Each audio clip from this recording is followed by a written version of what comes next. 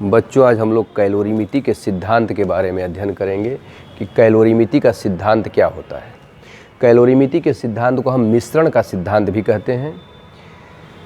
इस सिद्धांत का जो फार्मूला है वह है कि गर्म वस्तु द्वारा दी गई ऊष्मा बराबर ठंडी वस्तु द्वारा ली गई ऊष्मा। अब इस कैलोरीमिति के सिद्धांत का जो फार्मूला है, इस फार्मूले को हम लोग कैसे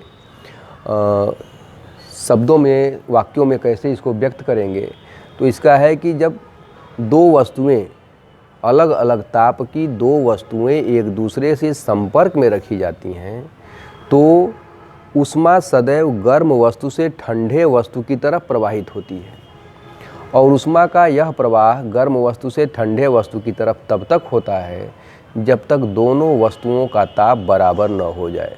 जब दोनों वस्तुओं का ताप बराबर हो जाएगा तो ऊष्मा का प्रवाह रुक जाएगा और इस स्थिति में गर्म वस्तु द्वारा दी गई ऊष्मा ठंडी वस्तु द्वारा ली गई ऊष्मा के बराबर होगी। यही कैलोरीमिति का सिद्धांत है। अब इसको कैसे हम लोग निगमन करेंगे, तो मान लिया जाए कि दो वस्तुएं हैं ए और बी। दो वस्तुएं हैं ए और बी। ए वस्तु जो है गर्म है और बी वस्तु जो है इसके अपेक्षाकृत ठंडी है। ए वस्तु का ताप जो है T1 है, बी वस्तु का ताप T2 है डिग्री सेल्सियस। यह T1 डिग्री सेल्सियस। जो गर्म वस्तु है उसका ताप है T1 डिग्री सेल्सियस, जो ठंडी वस्तु है उसका ताप है T2 डिग्री सेल्सियस। पहली वस्तु यानी ए का द्रव्यमान जो है M1 है, दूसरी वस्तु बी का द्रव्यमान M2 है। पहली वस्तु ए का जो विशिष्ट ऊष्मा है वो C1 है और दूसरी वस्तु जो बी है उसकी विशिष्ट ऊष्मा C2 है। अब दोनों वस्तुएं ए और बी जो दोनों अलग अलग थी, दोनों वस्तुओं को एक दूसरे के संपर्क में रख दिया गया। यह वस्तु गर्म है, यह वस्तु अपेक्षाकृत ठंडी है, तो ऊष्मा का प्रवाह, ऊष्मा को हम लोग Q से लिखते हैं, ऊष्मा Q का प्रवाह गर्म वस्तु से ठंडी वस्तु की तरफ होगा और तब तक होगा जब तक कि दोनों का ताप बराबर न हो जाए। तो मान लिया जब ताप बराबर हो जाएगा तो अब ताप न तो T1 रह जाएगा न तो T2 रह जाएगा, बल्कि अब ताप T1 से कुछ कम हो जाएगा और T2 से कुछ ज़्यादा हो जाएगा। तो मान लो यह ताप हो जाएगा T degree Celsius. T degree Celsius जो है मिश्रण का ताप हो जाएगा।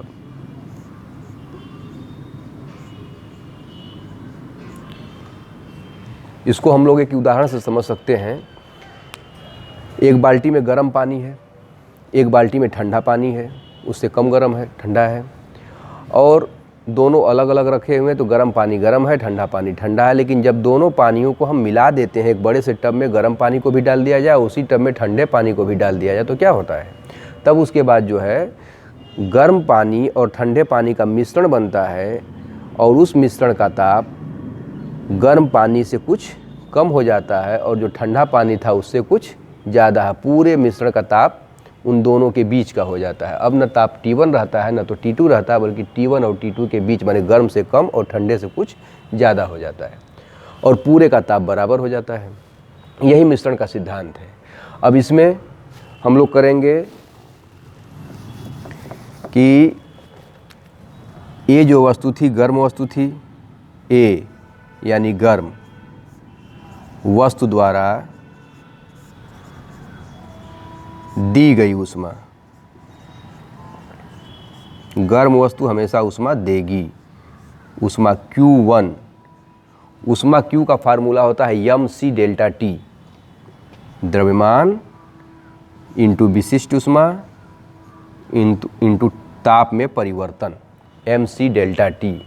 तो वस्तु A है तो A के लिए m का वैल्यू m1 है, द्रव्यमान m1 है, c माने विशिष्ट ऊष्मा की वैल्यू C1 है और डेल्टा T का मतलब है ताप में परिवर्तन।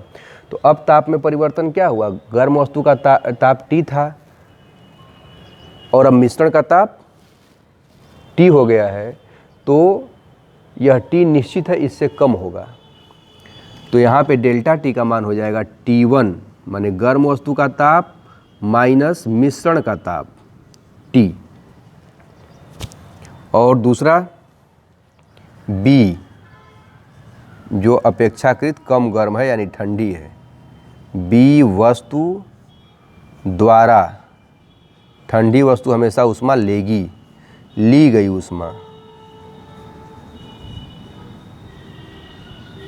Q2। ऊष्मा दी गई या ली गई का फार्मूला होता है mc डेल्टा T। चूँकि दूसरी वस्तु है B के लिए m का मान m2 है, C का मान C2 है और डेल्टा T का मान निकालना है। डेल्टा T T2 जो टेम्परेचर है कम है और जो T1 T2 को मिलाने के बाद टेम्परेचर आया है वह T2 से ज़्यादा होगा T। तो अब घटाएंगे तो हमेशा बड़े में से छोटा घटाएंगे तो T माइनस T2 होगा, क्योंकि T बड़ा है T2 से। तो T माइनस T2, इसको कर देंगे समीकरण 1, इसको कर देंगे समीकरण 2। अब इसके बाद कैलोरीमिति के सिद्धांत से दी गई ऊष्मा बराबर ली गई ऊष्मा, दी गई ऊष्मा कितनी है mc1 T minus T1, m1 C1 T minus T1 is equal to ली गई ऊष्मा m2 C2 T minus T2। तो यह जो है कैलोरीमिति का सिद्धांत या मिश्रण का जो सिद्धांत है उसका गणितीय रूप है। इस फार्मूले से दो अलग अलग ताप के अगर वस्तु दी गई हो, दो अलग अलग ताप के अगर द्रव दिए गए हैं, उनको मिलाया जा रहा हो तो मिश्रण का ताप यानी T हम लोग ज्ञात कर सकते हैं। इस पूरे सूत्र में T1 गर्म वस्तु का ताप है, T2 ठंडे वस्तु का ताप है और T जो है मिश्रण का ताप है। तो निश्चित रूप से गर्म वस्तु का ताप सबसे ज़्यादा होगा, ठंडी वस्तु का ताप सबसे कम होगा और जो मिश्रण का ताप है यह मिश्रण का ताप गर्म वस्तु से कम होगा और ठंडी वस्तु से ज़्यादा होगा। इसीलिए यहाँ पे जो डेल्टा T किया गया घटाने का कार्य, यहाँ पे T1 में से T घटाया गया और यहाँ पे T में से T2 घटाया गया है। तो यह पूरा जो है कैलोरीमिति का सिद्धांत हुआ कि दी गई ऊष्मा बराबर ली गई ऊष्मा। इसका गणितीय रूप है m1 C1 T minus T1 is equal to m2 C2 T minus T2। m1 m2 पहले और दूसरे वस्तुओं में गर्म वस्तु और ठंडी वस्तु का द्रव्यमान है। C1 और C2 गर्म वस्तु और ठंडी वस्तु की विशिष्ट ऊष्मा है। T1 गर्म वस्तु का ताप है, T2 ठंडी वस्तु का ताप है और T गर्म वस्तु और ठंडी वस्तु को मिलाने के बाद मिश्रण का ताप है।